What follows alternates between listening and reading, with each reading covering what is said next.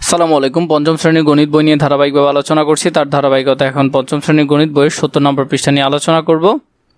আমি নোমান। এখন আলোচনা করব তোমাদের সাথে দশমিক ভগ্নাংশগুলোকে কিভাবে তুলনা করতে পারি। আমরা দশমিক ভগ্নাংশকে কিভাবে তুলনা করি সেটা।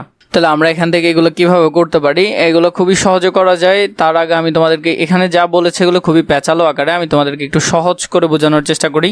আমরা যদি এখানের মধ্যে দেখি, আমাদেরকে এই সংখ্যাগুলো তুলনা করতে হবে। আসলে কোনটা বড় কোনটা ছোট আমাদেরকে দিয়েছে। প্রথমে হলো 1.23 প্রথমটা দিয়েছে। পরের সংখ্যাটা হলো 0.015। পরের সংখ্যাটা দিয়েছে 0.478, তাই তো? এই সংখ্যাগুলো আমাদেরকে ওরা দিয়েছে। এখন দেখো কিভাবে আমরা বুঝবো কোনটা বড় কোনটা ছোট। প্রথমত দেখো, এটা যে পূর্ণ সংখ্যা, এখানে যে সংখ্যাটা এটাকে বলা হয় পূর্ণ সংখ্যা। তাহলে পূর্ণ সংখ্যা কোথায় বেশি? এখানে বেশি। তাহলে এটা সবচেয়ে বড়, এখানের মধ্যে এটা সবচেয়ে বড়। তো তাহলে এটার কাজ আমাদের শেষ, এটা হলো সবচেয়ে বড়। এরপরে এটা এবং এটার মধ্যে আমরা চেক করব কোনটা বড়। দেখো এখানের মধ্যে একক ঘরের মধ্যে কত আছে? এখানে আছে 0, এখানে আছে 4। তাহলে কে বড় হবে? নিশ্চয়ই এটাই বড় হবে। তাহলে প্রথমে সবচেয়ে বড় এটা, এরপরে বড় এটা, এরপরে বড় এটা। এখানে কোনো কারণে যদি এই একক ঘরটা সেম হতো দোনোটার, তাহলে আমরা পরবর্তী ঘর হিসাব করতাম। পরবর্তী ঘরে যারটা বড় সেই হবে সবচেয়ে বড়। তাহলে এখানে আমাদের মূলত ওই বিষয়গুলাই বলেছে। আমরা যেটা উপরে সহজ করে বুঝলাম, এখানে দেখো 1.23, এটাকে আমরা আগে কি করলাম? ভগ্নাংশে প্রকাশ করলাম। তাহলে দুইটা ঘর, তাহলে 2টা শূন্য আর দশমিকের জন্য এখানে আমরা 1 বসালাম। তো এইভাবে করে লিখলাম। এই সেম জিনিসটাকে আমরা আবার উভয় দিকে ডাবল শূন্য বাড়ায়ও লিখতে পারি, কারণ আমরা তিনোটাকে একই রকম করব, মানে তিনো ঘরকে আমরা এটার মতো করব। পরেরটা দেখো 3টা ঘর, তাহলে 3টা শূন্য, দশমিকের জন্য 1, এভাবে লিখলাম। এরপরেরটাও 3টা ঘর, 3টা শূন্য, দশমিকের জন্য 1, মানে সবগুলোর হরকে আমরা কি করলাম? সমহর করলাম। এবার দেখো সমহরের মধ্যে আমরা যেটা খেয়াল করতেছি যে এগুলার মধ্যে যেটার সবচেয়ে মান উপরে ছোট, যেটার ভগ্নাংশ সবচেয়ে কি উপরে ছোট, সেটাই আসলে সবচেয়ে বড়। তাহলে এখানে আমরা যদি খেয়াল করি, এখানের মধ্যে উপরে যেটার সংখ্যা সবচেয়ে বেশি, যেমন এটা, তাহলে এটা সবচেয়ে বড়। তাহলে সবচেয়ে বড় ওর দিকে মুখ করে আছে, তাহলে এটা সবচেয়ে বড়। এর থেকে এটা একটু কম বড়, এরপরে এটা। তাহলে এইভাবে করে তোমরা লিখতে পারবে। সেম উপরে যেভাবে বুঝিয়েছি, এটা তোমাদের জন্য বেশি ভালো হবে। তাহলে প্রয়োজনে আবার দেখে নিবে রিভাইজ করে।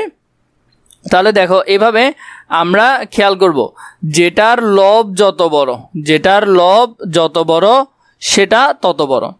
হর যদি একই থাকে, লব যেটা বড়, তাহলে সেই ভগ্নাংশটাই বড়।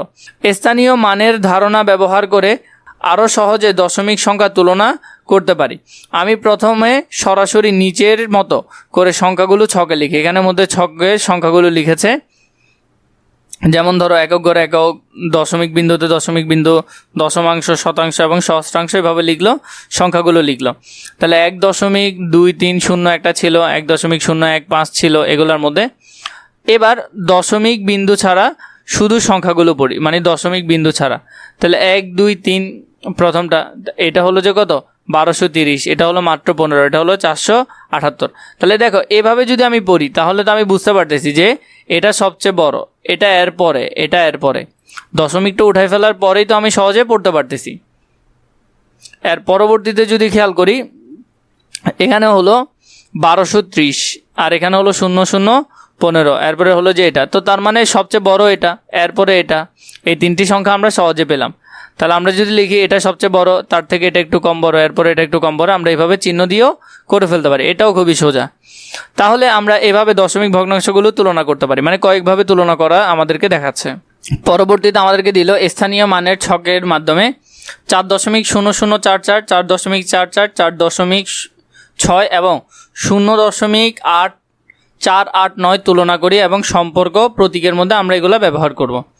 প্রথমটা যদি আমরা লিখি, প্রথমটার একক স্থানীয় আছে 1, দশমিকটা দশমিক আছে, পরেরটা 0, এরপরে হলো যে 4, 4। আমরা যদি সংখ্যাটা লিখি, তাহলে সংখ্যাটা হবে 4.044। এরপরে যেটা আছে সেটা হলো 4.44। তাহলে পরেরটা নিশ্চয় 0 হবে, তাহলে 4.44। এরপরে যেটা আছে 4.6, 4.6। তাহলে এখানে হলো 0, 0, 4.6, তাহলে এখানে 0.0, তাহলে এটা গেল। এরপরটা দেখো 0.489, তাহলে এটা হবে 0.489, এখানে হয়তো ঘরে একটা কম পড়েছে, তাহলে আমরা যদি এটা বসাই তাহলে 0.489। দেখো নর্মালি তো আমরা আসলে তুলনা করতেই পারবো যে এটা কোনটা বড় কোনটা ছোট। প্রথমে দেখো এই শূন্যটা কখনো বড় হবে না, তার মানে এই তিনটার মধ্যে কোনো একটা বড়। তো তিনটার মধ্যে প্রথম ঘরে তো সবাই 4, তাহলে এটা দিয়ে আমরা মিল করতে পারতেছি না। এখানের মধ্যে কে বড়? 6 বড়, তাহলে এটা হলো সবচেয়ে বড়। এটা হলো কি সবচেয়ে বড়, কারণ এর পরবর্তীতে একক ঘরে 6 বড়।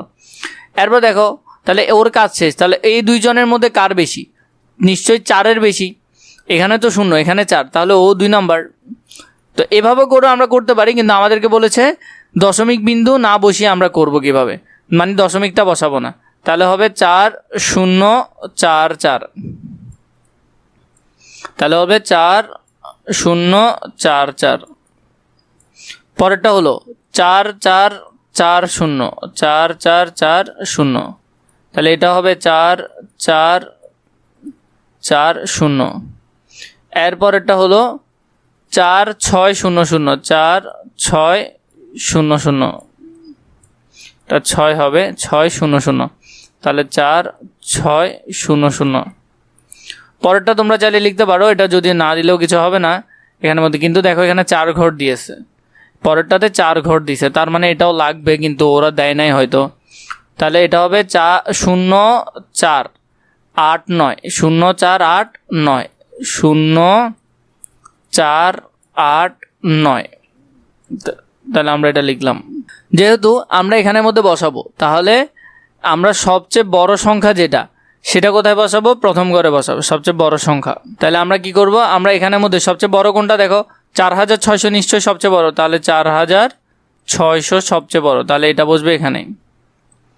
এরপর এটা থেকে কোনটা একটু ছোট? 4440, 4440। এরপর এটা থেকে হলো যে কত? 4044, 4044। এরপর হলো কত? 0489, তাহলে 0489, এভাবে। এখন দেখো এর নিচে ওদের দশমিকগুলা লিখবো, তাহলে প্রথমটা দশমিক কোনটা? এটা 4.600, 4.600। পরেরটা দশমিক কত ছিল? 4.44। এরপরটা কত ছিল? 4.044। এরপরটা কত ছিল? এটা কত? 0.489, 489। তো এইভাবে করে তোমরা এই পৃষ্ঠাটার সমাধানও সুন্দর করে ফেলতে পারবে। আর পরবর্তীতে কোনো পৃষ্ঠা প্রয়োজন হলে নিশ্চয়ই কমেন্ট করে জানাবে।